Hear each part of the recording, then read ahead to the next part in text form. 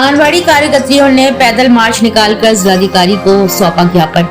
वर्षों से चली आ रही लंबित मांगों को पूरी कराने की मांग को लेकर आंगनबाड़ी कार्यकर्तियों ने पैदल मार्च निकालकर जिलाधिकारी को ज्ञापन सौंपकर अपनी मांग पूरी कराने की मांग की है। गुरुवार को आंगनबाड़ी कर्मचारी सहायिका एसोसिएशन उत्तर प्रदेश के तत्वाधान में झांसी जिलाध्यक्ष मीना कुशवाहा के नेतृत्व में आंगनबाड़ी कार्यकर्तियों ने कचहरी चौराहे स्थित गांधी उद्यान पार्क से पैदल मार्च निकालकर जिलाधिकारी कार्यालय पहुंची। यहाँ उन्होंने जिलाधिकारी को ज्ञापन देते हुए बताया कि उनकी वर्षों से चली आ रही लंबित मांग उन्हें सरकारी कर्मचारी का दर्जा, वेतन, फंड, पेंशन, महंगाई भत्ता, ग्रेजुएटी के गुजरात के हाई कोर्ट के आदेश को लागू करने, केंद्र सरकार के अन्य सभी राज्यों में 65 वर्ष की आयु के रिकॉर्ड रिटायरमेंट के नियम को उत्तर प्रदेश में लागू करने और रिटायरमेंट होने पर अन्य राज्यों की तरह उत्तर प्रदेश में आंगनबाड़ी कर्मचारियों को भी पेंशन, वेतन भत्ता आदि सुविधाएं उपलब्ध कराए आदि मांगों को लेकर ज्ञापन सौंपा। इस दौरान दर्जनों कर्मचारी महिलाएं उपस्थित रहीं। श्रमिक दिवस पर पूरे उत्तर प्रदेश की जो श्रमिक हैं, आंगनबाड़ियां हैं, जिनका शोषण लंबे समय से हो रहा है। एक तरफ तो सरकार बात करती है कि श्रमिकों को न्याय देंगे और महिलाओं को सशक्त बनाएंगे, तो ये श्रमिकों का कैसा न्याय है? इन्हें दिहाड़ी मजदूर की तरह भी तनख्वाह नहीं मिलती है। अगर दिहाड़ी मजदूर की तरह इन्हें दिया जाए तो भी इनके 14-15 हजार रुपये महीने बनते हैं, लेकिन इन्हें मात्र साढ़े चार राज्य सरकार से 1,500 राज्य सरकार, 4.5 केंद्र के और 1,500 राज्य के, कुल 7,000 रुपया, 6,000 रुपया इन्हें मिलता है। और इनसे कम से कम 20 योजनाओं का काम लिया जाता है। ये गांव-गांव जाके बच्चा पैदा होने, जब से माँ के पेट में आता है, जब से उसकी केयर करना, देख रेख करना, टीके लगाना, पढ़ाना, सब यही करती हैं। समझ लो ये यशोदा होती है।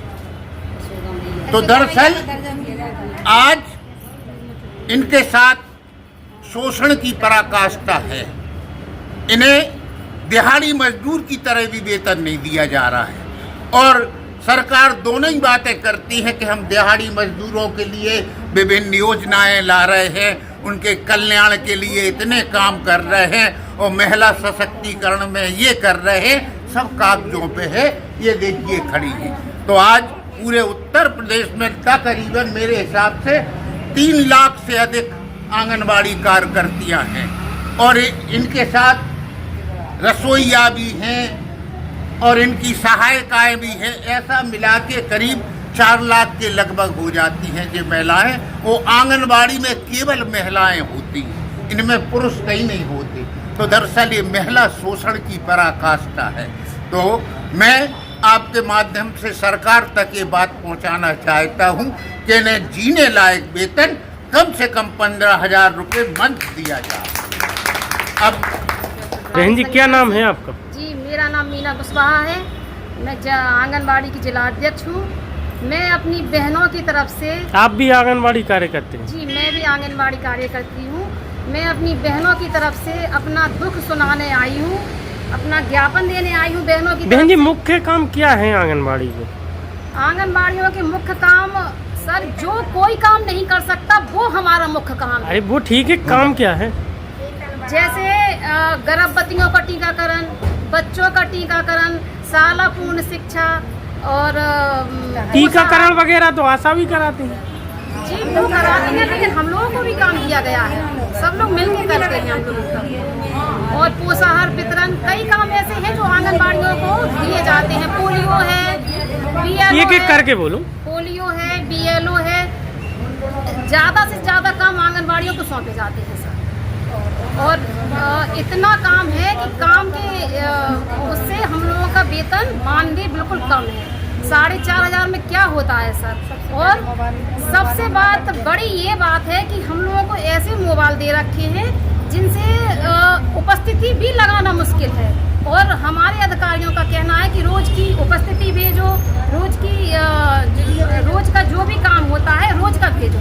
और वो मोबाइल इतनी भी नहीं चलते हम लोगों के कि हम लोग उपस्थिति भी भेज पाए। इतने घटिया मोबाइल दे रखे हैं हम लोगों को सर। नहीं, आप लोगों की मांग तो काफी वर्षों से चल रही है, क्या लग रहा है अब मांग पूरी होगी आपकी?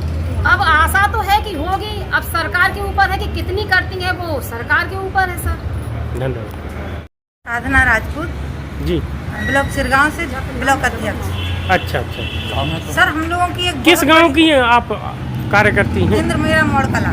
मूड़ कला। अच्छा। ऐसा है सर, सरकार ने जो बोला है चेहरा प्रमाणीकरण करने के लिए, तो हम लोग चेहरा प्रमाणीकरण क्यों करें? एक तो हमारे पास मोबाइल नहीं है और पहले से कोई लिखित नहीं था। हमारी बहनें कुछ पुरानी जो है वो इतना नहीं कर पाती, जो नई है भाई वो तो कर लेंगी, लेकिन पुरानी बहनें नहीं कर पाती। तो हम लोग चेहरा प्रमाणीकरण नहीं करेंगे जब तक हमें नया मोबाइल नहीं दिया जाए। और देखो, आपकी मुख्य मांग क्या है, पैसे को लेकर कि मोबाइल को लेकर? मोबाइल की भी है, पैसों की भी है। जब हमें काम बढ़ाया जा रहा है तो हमारा दाम भी बढ़ाया जाए।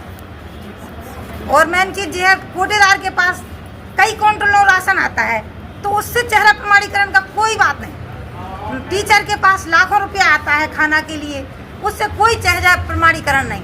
आंगनबाड़ी के पास एक आधा किलो का पैकेट, 1 किलो का पैकेट, उसके लिए आंगनबाड़ी चेहरा प्रमाणीकरण करे?